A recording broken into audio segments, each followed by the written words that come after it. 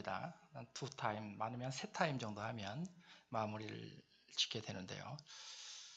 여러분들이 빌립보서를 이해하시려면 배경을 잘 알아야 된다고 제가 누누이 말씀을 드렸습니다. 지금 바울이 죽기 전이죠. 이제 천국 갈 날이 별로 남지 않았다고 했죠. 그리고 감옥에 있죠. 선교하신 지 30년이 넘었습니다. 자신의 지나왔던 지난 신앙생활, 권면, 또 복음 전파, 그 모든 것들을 옥속에 갇혀 있으면서 다시 한번 회고하는 거죠. 그것도 자신이 개척했던 빌립보 교회를 향해서 울부짖고 있다라는 겁니다. 그래서 빌립보서 문체 하나하나는 단어 하나하나에 엄청난 큰 의미를 가지고 있습니다. 그렇기 때문에 여러분들이 빌립보서를 잘 묵상하시려면 단어 하나를 깊이 묵상하셔야 됩니다. 그렇지 아니하고 넘어가게 되면 그냥 좋은 말로 끝나게 돼버리죠. 그러면 신앙생활을 하시는데 내가 복음이 되죠. 바울이 전하고자 하는 의도성은 전혀 나타나지 않고 내 생각, 내 주관으로 이해해버리고 만다라는 거예요. 그러면 위험에 빠질 수 있습니다. 그러니까 깊이 묵상하시기 소망합니다. 단어 하나하나에 깊은 배려를 가지시기를 소망합니다. 이제 오늘 본문 말씀은 바울이 서서히 말씀을 정리를 하고 있습니다. 이제 지금까지 1장에서부터 지금까지 다루었던 사도 바울의 그 편지 내용을 마무리 짓고 이제 그들에게 당부로 끝맺음을 전하고 있습니다. 내용을 보십니다. 너희는 기뻐하라, 너희는 관용하라, 염려하지 마라, 감사하라. 그리하면 평강이 너희에게 임할 것이다. 라고 서론을 풀어가고 있습니다. 이 말투를 잘 보십시오. 계속해서 명령어로 되어 있지 않습니까? 빌립보 교인들을 향한 사도 바울의 당한 명령적 어조로 당부의 의도성이 담겨져 있다라는 것입니다. 4절을 보세요. 4절에 기뻐하라, 기뻐하라 몇 번 등장합니까? 2번 등장하지 않습니까? 그것도 명령적으로 계속 반복하지 않습니까? 여러분들이 기뻐하라 하면은 가장 먼저 떠오르는 구절이 어디예요? 데살로니가 4장, 데살로니가전서 5장 16절과 18절 아닙니까? 무엇입니까? 항상 기뻐하라, 쉬지 말고 기도하라, 범사에 감사하라. 이것이 그리스도 예수 안에서 너희를 향하신 하나님의 뜻이다. 그렇습니다. 데살로니가 후서나 데살로니가 전서나 빌립보서 전부 다 바울이 저자죠. 그러니까 데살로니가 전서에 나와 있었던 기뻐하라의 내용과 빌립보서에서 등장하는 기뻐하라의 내용은 동등한 의미를 가지고 있다라고 해도 무방하다라는 겁니다. 데살로니가 전서에서 바울은 이 말씀을 통해서 결코 우리 자신에게 안위함을 주기 위한 방법이 아닙니다. 항상 기뻐하라는 무슨 뜻입니까? 하나님께서 나와 우리와 항상 함께 계신다. 늘 너를 지키시고 축복해 주신다. 그러니 기쁨으로 신앙생활을 영위하라 라는 뜻이에요. 범사에 감사라는 무엇이에요? 범사에 감사는 아무한 사소한 일이라도 인간의 노력으로 이루어질 수 없다라는 거예요. 하나님 밖에 있는 모든 것들은 다 허사다라는 거예요. 그러니 범사에 감사하라. 바울은 다시 한번 말하고 있습니다. 쉬지 말고 기도하라. 그렇습니다. 하나님께서 모든 기도 소리를 다 들으시고 거기에 대해서 응답하신다. 그런 뜻으로 사도 바울은 데살로니가 전서 5장에서 표현을 하고 있습니다. 그렇습니다. 오늘 본문도 이와 동일한 의미를 가지고 있습니다. 여기에서 등장하는 기쁨은 우리가 추구하는, 인간이 추구하는 그런 기쁨이 아닙니다. 인간이 추구하는 기쁨을 잘 생각해 보십시오. 여러분들이 생각하고 있는 그런 기쁨, 그것을 잘 생각해 보시기 바랍니다. 내가 신앙생활을 하면서, 내가 사회생활을 하면서 내가 소망하는 것들이 이루어지기를 바라고 있지 않습니까? 그리고 자존심이 회복되기를 바라고 있지 않습니까? 만족되기를 원합니다. 회사에서 승진되기를 원합니다. 학교에서 공부를 잘해서 장학금 받기를 원합니다. 그런 일들이 여러분들에게 나타났을 때 여러분들은 기쁨으로 가득 차다라고 생각할 수 있습니다. 그렇습니다. 이러한 방법이 바로 인간적인 방법이다라는 거예요. 그러나 바울은 오늘 본문 말씀에서 이 부분을 강조하고 있지 않다라는 거예요. 4절과 5절을 잘 보시기 바랍니다. 기쁨이 2번 나오고 5절에 나오는 단어가 뭐냐면 관용하라 라고 되어 있습니다. 너희 관용을 모든 사람에게 알려줘라 라고 바울은 말을 합니다. 그렇기 때문에 오늘 여러분들이 기쁨이란 참다른 의미를 알려면 5절에 나와 있는 관용이 무슨 의미인지 여러분들은 해석을 하셔야 합니다. 여러분들 초대교회로 넘어갑니다. 초대교회는 2000년 전이죠. 역사적인 배경을 여러분들은 알고 있어야 됩니다. 그리스가 로마의 통치를 받고 있습니다. 로마 제국의 정치 체제가 그리스의 모든 전 지역에 나타나고 있죠. 그러니 로마 제국의 문화도 상당히 영향력이 이미 전해지고 있습니다. 그러나 그곳에 그리스의 문화가 없어지지 않았다라는 거예요. 그렇기 때문에 어떤 측면에 있어서 그리스 문화가 로마 문화보다 훨씬 더 부각되어 있는 모습을 우리는 아셔야 됩니다. 때로는 그리스 문화가 기독교와 동일한 그런 내용을 포함도 하고 있습니다. 그러나 상당수 측면에서는 반대되는 입장을 표명하기도 합니다. 그러나 여러분들이 언어에 익숙해야 성경을 제대로 알 수 있듯이 그때 사용했던 이 관용이라는 단어가 어떤 의미를 나타내고 있는가, 이 의미를 명확히 아셔야 참다운 기쁨의 의미가 무엇인지 여러분들은 찾아갈 수 있다라는 거예요. 영어로 보니까 관용이 gentleness라고 되어 있습니다. gentleness 있습니다. 원문으로 해석해 보면 관용이란 단어가 무슨 의미냐면 훌륭한 합리성이다, 이렇게 표현이 됩니다. 참 애매한 표현이죠. 합리성은 합리성인데 앞에 뭐가 붙어요?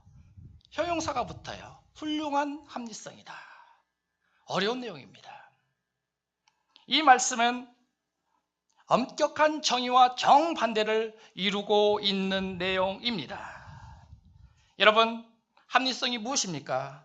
합리성은 다만 이론적인거나 이상적인거나 규칙적이거나 법적인 것이 합리성으로 표현되는 거죠. 그러나 거기에 뭐가 붙었어요? 훌륭한이 붙었어요. 그러니까 훌륭한 합리성이라는 것은 인간들이 생각하는 그 합리성에서 벗어난다라는 거죠. 그러니 인간이 추구하는 그 모든 것들이 지금 바울은 합리성으로 표현을 하고 있습니다.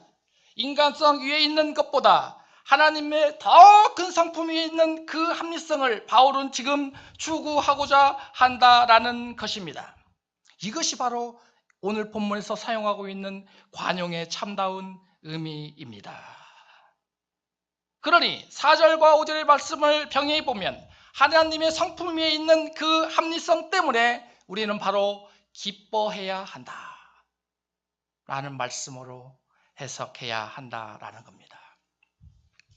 여러분, 초대교회 상황을 다시 한번 생각해 보시기 바랍니다. 초대교회는 아주 어지러운 상태에 있었어요. 교회에서 기쁨을 찾기가 쉽지 않았습니다. 현실적인 삶을 중요시 여기는 그런 분파가 있었습니다. 때로는 지식적인 삶을 되게 중요시하는 그런 분파가 있었습니다. 교리적인 싸움이 끊이지 않았습니다. 신앙의 균형을 이루어야 되는데 이루지 못하고 계속 싸우면서 분열되고 분파되고 하는 그 시점이 초대교회의 모습입니다. 그런데 우리는 무슨 말씀을 자주 합니까? 어디로 돌아가자? 초대교회로 돌아가자. 무슨 말이에요? 분열주의로 돌아가자는 뜻이에요? 아니죠. 목사님들이 말씀하시는 것은 사도행전에 나와 있는 초대교회의 모습으로 돌아가자라는 거예요. 그런데 지금 여기서 강조하고 있는 초대교회는 그게 아니죠. 사도행전이 이미 어떻게 됐습니까? 지나버렸죠. 그 역사의 과정 속에 있지 않습니까? AD 벌써 60년이 넘어가고 있습니다. 그러니 정치적으로 혼란한 상태에 있습니다. 교회적으로 혼란한 상태에 있습니다. 그렇게 초대교회에서부터 교회사적으로 교회가 한 마음과 한 뜻을 이루기는 정말 어려웠습니다. 지금까지도 교회가 한 마음과 한 뜻을 이룬 적은 한 번도 없었습니다. 이것이 교회의 현실입니다. 왜 하나님께서 우리를 당신의 자녀로 부르시고 구원을 허락하시고 우리를 구원의 일까지 부르셨는데 왜 한마음 한뜻을 이루지 못하게 하십니까? 그것은 바로 인간의 방법으로 해결하려고 하기 때문입니다. 여러분, 제가 저번 시간에 뭐라고 말씀드렸습니까? 하나님께서 여러분들을 부르십니다. 그리고 뭘 필요로 하십니까? 여러분들이 구원을 얻기 위해서 긴 시간을 필요로 하고 계십니다. 그 시간 속에서 여러분들을 연단하고 여러분들을 하나님의 사람으로 바꿔주신다는 거죠. 그렇게 했을 때 장시간 동안 여러분들은 하나님께서 원하시는 그 상태가 됩니다. 그랬을 때 여러분들은 구원을 얻게 된다라는 것입니다. 이것이 바로 우리에게 필요한 하나님의 기다림입니다. 그랬습니다. 이것이 바로 오늘 바울이 우리에게 말씀해 주고 있는 관용이에요. 관용의 이율이 어디 나와 있냐면 5절에 나와 있습니다. 같이 읽어봅니다. 5절입니다. 시작. 너희 관용을 모든 사람에게 알게 하라. 주께서 가까우시니라. 그렇습니다. 관용을 모든 사람에게 알게 하라고 했습니다. 그리고 마지막에 뭐라고 되어 있습니까? 주께서 가까우시니라 라고 되어 있습니다. The Lord is near라고 되어 있습니다. 여러분들이 이 본문을 쭉 읽었을 때 무슨 느낌이 듭니까? 주께서 가깝다. 가장 먼저 생각하는 것이 뭐예요? 재림을 생각하지 않습니까? 역사적인 시간이 지나가면 언젠가 하나님의 방법에 의해서 뭐가 올 것이다? 예수님께서 가까이 오실 것이다. 예, 맞습니다. 그것이 첫 번째 학자들이 생각하는 해석 방법입니다. 두 번째는 주께서 가까이 오신다. 즉 하나님께서 나와 늘 동행하시고 함께 하신다라는 말씀이에요. 그러니 여러분들이 오늘 주께서 가까이 하신다. 이 말씀의 의미는 두 가지 포인트로 해석을 해 주시는 게 타당하죠. 하나는 언젠가는 역사적인 사건에 의해서 하나님의 그 목적성, 하나님의 그 시간이 되었을 때 반드시 재림은 올 것이다. 두 번째 의미는 바로 하나님께서 우리와 늘 동행하시면서 함께 하신다 라는 말씀입니다. 바울은 이 두 가지 측면을 계속 강조하고 있습니다. 여러분, 빌립보서 2장 5절을 보십시오. 빌립보서 2장 5절을 제가 뭐라고 표현했습니까? 그리스도의 장가다. 수도 없이 여러분들에게 말씀했습니다. 5절부터 그 밑에 나와 있는 11절까지 예수 그리스도를 가장 짧은 표현으로 가장 적나라하게 표현한 신약 성경의 부분이에요. 그러니 여러분들이 예수 그리스도를 잘 아시려면 빌립보서 2장에 나와 있는 그리스도의 창가를 잘 묵상하셔야 됩니다. 하나님께서 왜 이 땅에 오셨는지 분명하게 나타나 있는 곳이다라는 것이죠.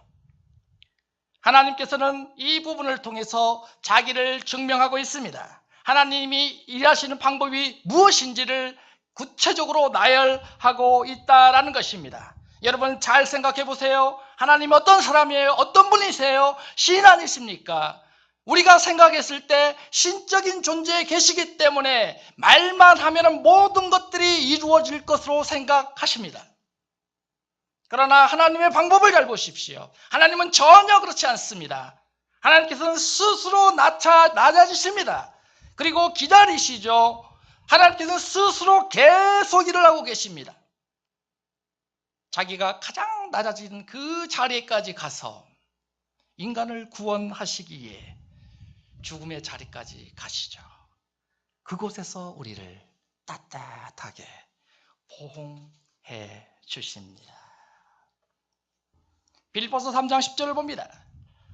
이러한 상태에서 예수님께서 이 땅에 어떻게 오셨는가 설명한 후에 사도 바울은 자신의 신앙을 어떻게 이해하고 있는지, 또 기독교의 관점에서는 어떠한 신앙으로 이해를 하고 있는지 표현을 하고 있습니다. 3장 10절을 봅니다. 같이 읽습니다. 시작.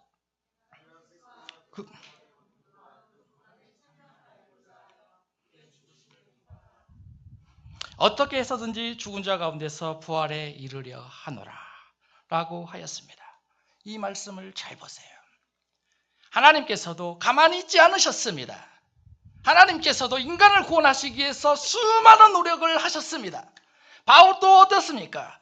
부활신앙을 알고 있는 바울입니다. 그러나 바울도 멈추지 않았습니다. 죽은 자들의 그 속에서 그들에게 복음을 전하고 그들을 부활시키기 위해서 끊임없이 노력하고 끊임없이 도전했다라는 것이에요. 여러분, 이랬을 때 여러분들 앞에 주께서 가까우시니라. 이 말씀을 이해하실 수 있습니다. 여러분, 우리는 전도축제를 하지 않습니까? 우리 기도원 청년에서 13분이서 34명의 태신자를 작정했습니다. 여러분들은 끝없이 노력하셔야 됩니다. 사도 바울이 행했던 그 모습대로 여러분들도 끝없이 도전하고 끝없이 그들에게 다가서서 장로님께서 말씀하셨던 것처럼 그 자리로 나아가셔야 합니다. 그래야 제가 여러분들에게 말씀드렸던 전도를 통해서 죽은 생명이 다시 살아나게 된다라는 거예요. 여러분, 시간을 잘 보세요. 시간은 무심히 흘러가는 것처럼 보입니다. 그러나 시간은 결단코 무심히 흘러가지 않습니다. 시간 속에서 우리는 뭐가 결정됩니까? 역사가 결정됩니다. 그 역사를 통해서 운명이 되는 것처럼 보고 어떠한 사건이 결정되는 것처럼 우리는 인식하고 있습니다. 그렇기 때문에 우리는 역사란 시간과 공간의 부대이다 라고 생각을 하죠. 그곳에서 우리의 삶이 진행되고 있다라는 것을 우리는 생각합니다. 그러나 성경에서는 어떻게 합니까? 하나님께서 일하시지 않는 것들은 우리는 시간으로 바라보지 않습니다. 공간으로 바라보지 않습니다. 하나님께서 일하시는 그 섭리 속에서 일하심이 있어야만 시간과 공간이, 역사가 이루어져 간다라는 거예요. 그런데 우리가 그런 역사를 제대로 알지 못하고 하나님의 관용을 제대로 알지 못하는 것은 우리가 하나님의 일하심을 제대로 이해하지 못하고 있기 때문입니다. 우리 신앙생활을 잘 살펴보면 항상 내 개인주의 관점에서 하나님은 없습니다. 그리고 내 삶의 유익을 위해서, 내 삶의 풍성함을 위해서 신앙생활을 하고 있지 않습니까? 그러나 성경 어느 곳에서도 이런 모습을 나타낸 것은 한 곳도 등장하지 않습니다. 여러분들이 신앙생활을 잘하고 여러분들이 그러한 일들을 잘 이겨내려면 억울함이 여러분들이 찾아올 수 있습니다. 누명이 여러분들에게 다가올 수 있습니다. 수많은 어려움이 내 앞에 놓여져 일 수 있다라는 겁니다. 그러나 여러분들이 관용을 제대로 이해하지 못하면 이런 것들을 극복할 수 없습니다. 하나님께서 최악의 자리로 찾아오신 것처럼 여러분들에게 그 최악의 자리가 다가왔을 때 여러분들은 하나님을 생각하십시오.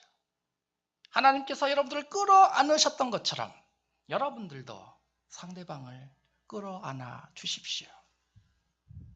그랬을 때 그 사람이 생명을 얻게 됩니다. 이것이 부활입니다. 십자가의 죽음이다라는 거예요. 그렇기 때문에 저는 개인적으로 성경에서 가장 중요한 것 중에 하나는 바로 시간과 공간이다 라고 생각합니다. 여러분 해보십시다. 하나님께서 천지를 창조하셨죠. 신적인 존재에 있습니다. 굳이 인간을 피조물로 정해 놓으시고 왜 인간에게 시간을 허락하시고 공간을 허락하셨는지 우리는 알 수 없습니다. 그건 하나님의 주권입니다. 그러나 하나님께서는 우리에게 시간과 공간을 보내주셨습니다. 신적인 특권 아니겠습니까? 여러분, 테니스 경기를 한번 생각을 해보겠습니다. 제가 테니스를 잘 못해요. 근데 요즘 많이 봅니다. 왜 보냐면 사모님이 테니스 선수였어요. 그래서 같이 봅니다. 그러니까 어떻게 해요? 계속 설명해 주면서 저분 세계 랭킹 몇위 다 알려주더라고요. 그 중에서 재미있게 봤던 코트 중에 하나가 조코비치하고 나달 두 플레이어가 테니스 경기를 하는 걸 봤습니다. 테니스 그렇게 재밌는지 몰랐어요.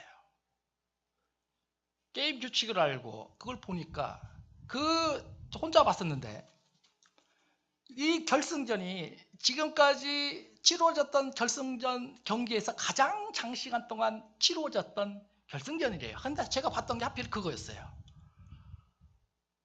결승전이 그거였는데 그 사모님 말씀에 의하면 테니스 한 경기가 3일 동안 이루어진 적도 있대요. 얼마나 그 모습을 보고 감동했는지 모릅니다. 결국 조코비치가 승리했습니다. 저는 그 모습을 보면서 와, 조코비치, 나달 두 분 다 칭찬해주고 싶었어요. 이것이 바로 프로 정신이다.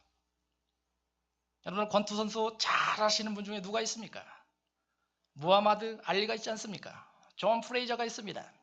이분들이 약 30년 전에 마닐라에서 게임을 했어요.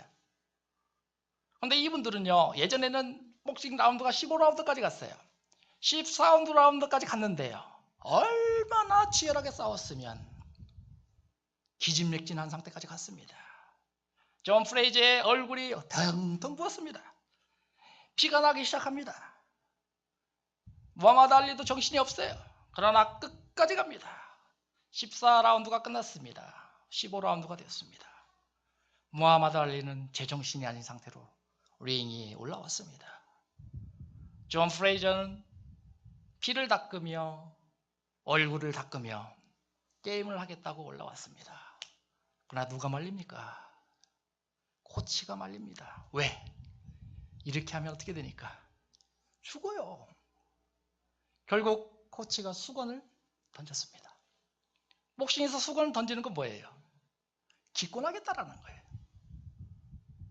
근데 놀라운 사실 하나 발견됐습니다. 수건은 누가 던졌어요? 존 프레이저 코치가 던졌어요. 근데 누가 쓰러진지 아세요? 알리가 쓰러졌어요. 왜? 링 위에서 그 소식을 듣자마자 자신의 온 힘이 다 빠져버린 거예요. 그리고 그 자리에서 쓰러져 버렸습니다. 승리했죠. 저는 이 모습을 보면서도 이러한 삶이 바로 프로의 정신이다. 프로들의 삶이 이런 거구나 라는 것을 깨우쳤어요. 여러분, 홍수환 아시지 않습니까? 4번 다운당하고 어떻게 했어요? KO 시켜서 이기지 않았습니까? 이런 분들이 프로 세계에 있는 사람들이라는 거예요. 갑자기 제가 왜 운동 스포츠 얘기로 들어왔냐? 잘 보시기 바랍니다. 제가 강조하는 것 중에 하나가 시간과 공간이었어요. 자, 여러분, 스포츠에는, 테니스에는 뭐가 있냐면 엔드라인이 있습니다. 그리고 옆에 뭐가 있어요? 사이드라인이 있어요. 자, 그런데 영국에서 테니스를 만들었어요. 그런데 축구도 영국에서 만들었어요. 그런데 용어가 틀려요. 똑같은 사이드라인, 엔드라인인데 축구에서는 뭐라고 표현을 하냐면 이 엔드라인을 골라인이라고 표현해요. 그리고 이 사이드라인을 뭐라고 표현하냐면 터치라인이라고 표현해요. 그들이 축구를 만들어낸 자기네들이 만들어냈으니까 용어를 사용해도 상관없다라는 거죠. 영국인들이 그래서 대단히 잘난 척하는 그런 민족이에요. 자, 그런데 중요한 포인트가 하나 있죠. 만약에 사이드라인과 엔드라인이 없다라고 한다면 축구 경기가 성사될 수 있습니까? 없죠. 아까 제가 말씀드리려고 했던 것처럼 존 프레이저하고 알리가 그 무시무시한 경기를 치렀는데 만약에 복싱 경기에 규칙이 없고 복싱에 룰이 없다라고 한다면 그 사람들이 존재가 나타날 수 있겠습니까? 없죠. 저는 생각합니다. 하나님께서 우리에게 시간과 공간을 내주신 이유가 바로 이것이에요. 그러니 시간과 공간 속에 살고 있는 우리는 영국이 마련한 것처럼 존 프레이어, 알리, 나달, 조코비치 그들이 생각하고 뛰었던 그 경기처럼 우리도 이 세상 속에서 프로로서의 삶을 살아야 한다는 거예요. 여러분들은 과연 어디로 가고 있습니까?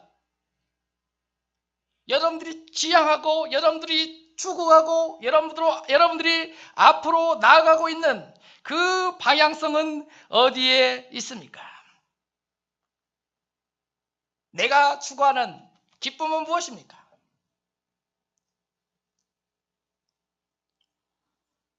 이렇게 시간과 공간은 우리에게 큰 메시지를 전해주고 있습니다.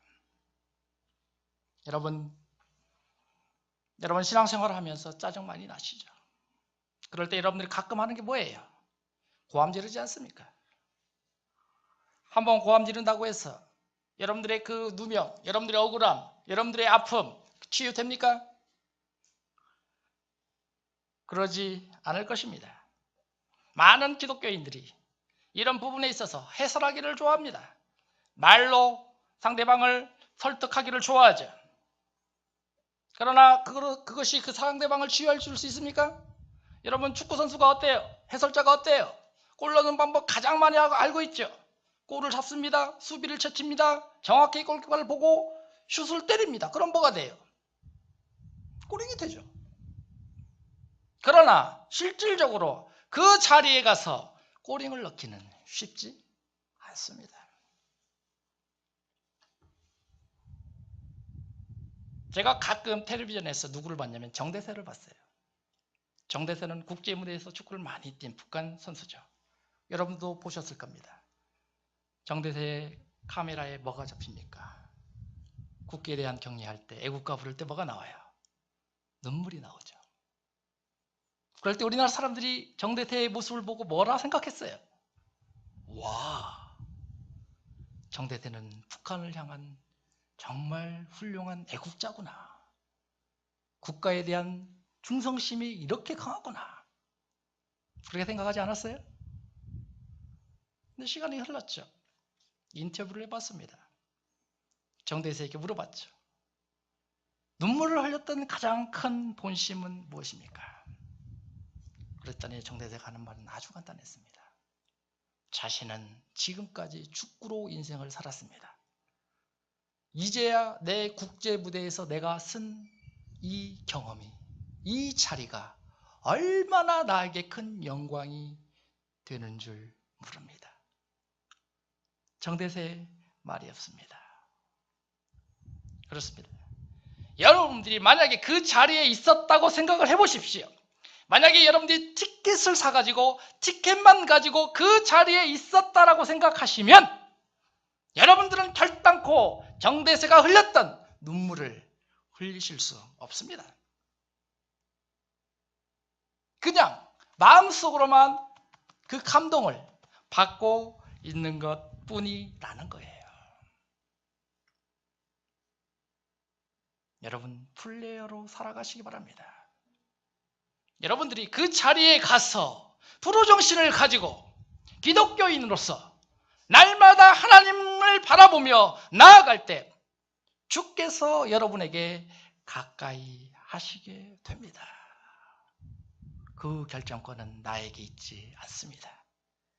하나님께 있다라는 것입니다. 그렇습니다.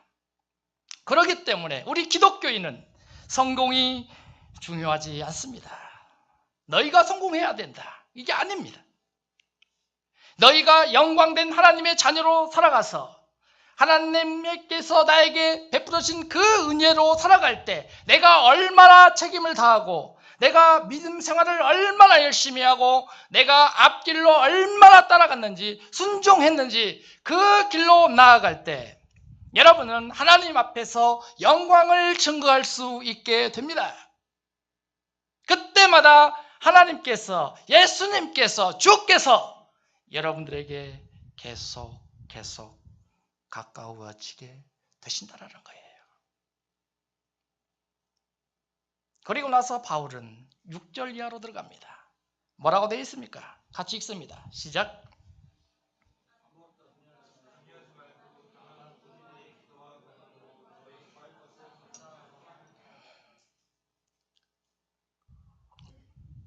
죄송합니다. 그렇습니다.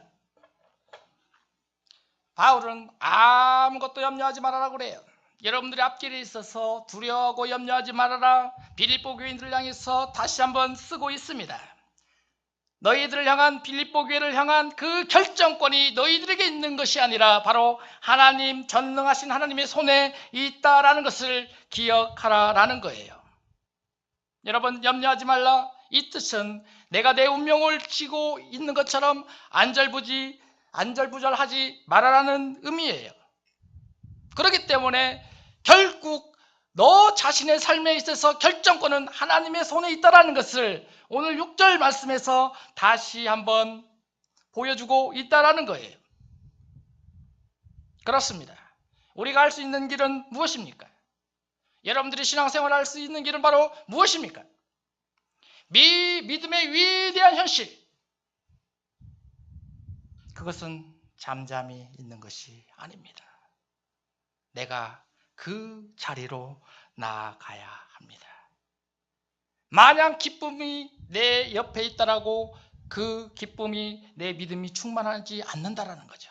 때로는 내 옆에 불합리한 것이 오고, 때로는 내 옆에 걱정이 오고, 근심이 오고, 환난이 오고, 어려움이 온다 할지라도 주께서 나와 가까이 하고 있으니 나는 그 일을 헤쳐나간다. 나는 전능하신 하나님의 손으로 그 어려운 일을 감당해 나간다. 여러분들의 신앙생활에 마음속에 가지고 있어야 할 생각입니다. 고린도후서 11장 22절을 다시 한번 찾아봅니다. 신약성경 298페이지입니다.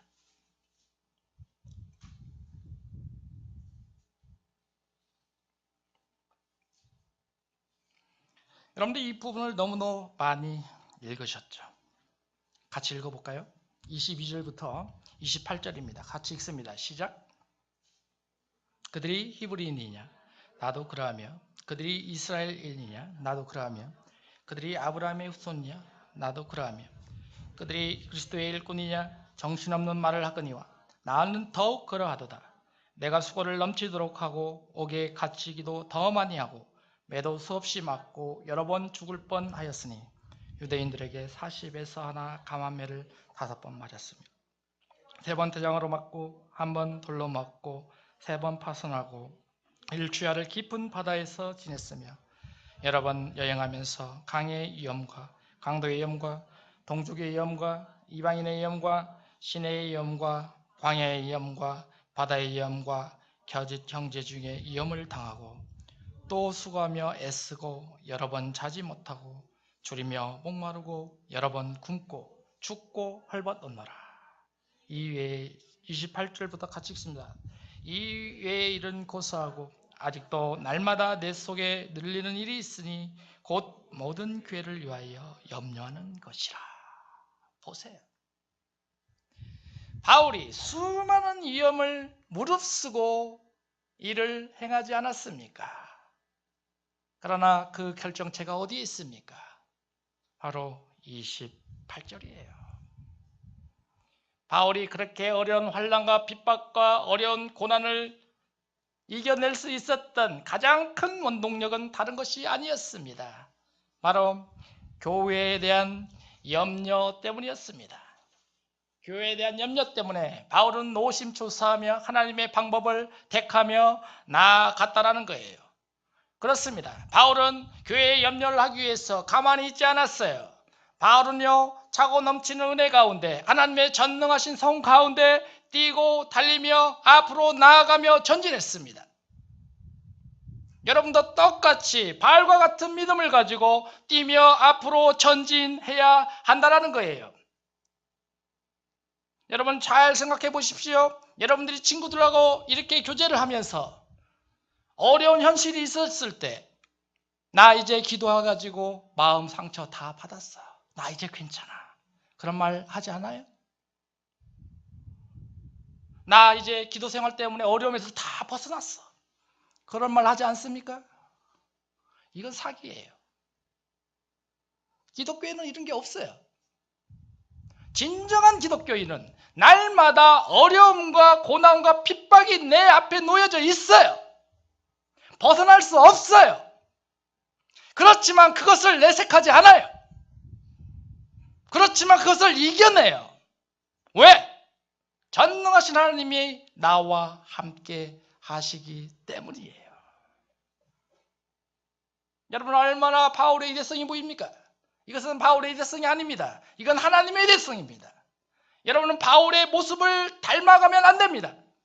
여러분은 바울의 모습을 닮기보다 하나님의 위대성을 닮아야 한다고 제가 날마다 외치고 있습니다. 바울도 사람이에요. 하나님께서 나와 함께 해주시니 내가 하나님과 동행해서 하나님께서 나에게 주신 그 길로 계속 나아가야 합니다. 바울은 29절과 30절을 다시 읽어봅니다. 같이 읽습니다. 누가 약하면 내가 약하지 아니하며 누가 실족하게 되면 내가 애타지 아니하더냐. 내가 부득불 자랑할진대 내가 약한 것을 자랑하리라.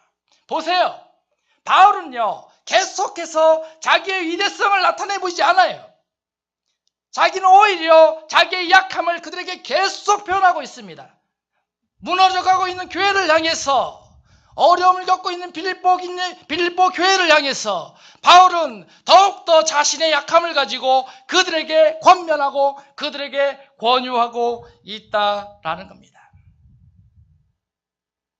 여러분도 약한 그때 바울의 위대성이 나오기 시작할 것입니다. 왜? 주께서 가까이 하시기 때문입니다. 여러분 31절 더 읽어봅니다. 같이 읽습니다. 33절까지 읽겠습니다. 시작. 주 예수의 아버지 영원히 찬송할 하나님이 내가 거짓말 아니하는 것을 아시느니라. 다메섹에서 아레다 왕의 고관이 나를 잡으려고 다메섹 성을 지켰으나 나는 광조리를 타고 들 창문으로 성벽을 내려가 그 손에서 벗어났노라. 바울은 자신의 부끄러운 일이 처해져 있는 상황을 고백합니다. 보십시오. 그리고 누굴 불러내기 시작합니까? 하나님을 불러내기 시작합니다. 왜? 내 옆에 누가 계시니까? 하나님이 계시니까. 얼마나 아름답습니까? 그렇습니다. 여러분들의 기쁨은 어디에서 찾아야 하겠습니까? 여러분들의 관용은 과연 어디에 있습니까? 하나님의 궁극적인 승리, 그 자리에서 시간과 공간에 우리에게 주셨고 내가 인정하고 그 시간과 공간의 자리에서 나는 프로로서 하나님의 복음을 전하는 그 사역자로서 사명을 감당하고 최선을 다하는 길입니다. 바울이 빌립보 교회를 향한 고백이죠. 여러분, 많은 성도분들이 교회에 와서 답답한 속을 시원하게 떨쳐버리기 위해서 교회에 오시는 분 많아요. 다시 한번 생각해 보세요. 나는 어떤지. 하나님은요, 그런 분이 아니에요. 여러분 밖에 나가서 내가 예수 믿는 사람이야 고백 한번 해 보십시오. 여러분들 식사 자리에 가서 기도 한번 해 보십시오. 믿지 않는 친구들이 여러분들에게 뭐라고 표현합니까? 기도 왜 해? 그렇게 표현하지 않습니까? 그러면서 자기는 뭐 건져 먹어요? 고기 건져 먹죠. 그렇잖아요. 그럼 너 뭐라고 기도했니? 그럼 여러분 대답해 주십시오. 너 고기 잘 먹고 건강하게 되도록 기도했어. 그렇게 답변해 주세요. 그렇습니다. 우리는 담대함을 가지고 불으로서 세상을 살아야 합니다. 기독교인은요, 지 전문가가 아니에요. 기독교인은 전문가예요. 하나님께서 나에게 주신 자랑이 무엇인지 알아야 합니다. 나에게 맡겨주신 특권이 무엇인지 알아야 합니다. 하나님께서 우리에게 주신 시간과 공간 그 사이에서 육체적으로 가만히 있지 마시고 앞으로 전진하셔야 합니다. 그래서 또 여러분들은 알리가 되고 조코비치가 되고 여러분들은 홍수환이 될 수 있습니다.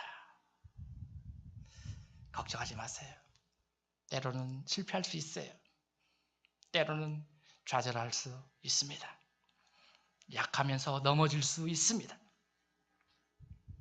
그러나 날마다 주께서 나에게 가까이 계심으로 우리는 그 고난의 길을 헤쳐나갈 수 있게 됩니다. 내가 남보다 우월하려고, 내가 남보다 뛰어나려고, 내가 남보다 자랑으로 삼으려고 세상을 살아가는 것보다는 내가 누구인지 먼저 내 자신을 알고 하나님께서 왜 이 땅에 오셨는지, 하나님께서 왜 나와 동행하시는지 그러한 신앙 고백이 먼저 터져나오길 소망합니다. 한 주간도 이 말씀 붙잡고 여러분들 신앙생활에 큰 위로가 되시길 소망합니다. 우리 잠깐 기도하겠습니다. 오늘 바울은 우리에게 주께서 가까우시느니라 라는 제목으로 말씀을 주십니다. 그렇습니다. 우리는 우리 신앙생활에 있어서 나의 우월성을 자랑하려고 합니다. 나의 나된 것을 자랑하려고 합니다. 내 모습을 세상에 드러내고 인정하려고 합니다. 그러나 하나님은 그걸 원하시지 않았습니다. 바울은 약함을 자랑했죠. 바울은 그때마다 전능하신 하나님의 손을 붙잡고 전진하며 앞으로 나아갔습니다. 우리들의 삶에 바울과 같은 프로 정신을 가지고 더욱더 열심히 뛰어가는 그런 산부 예배에 참여자 기도원 청년들이 되기를 목드리며 기도합니다.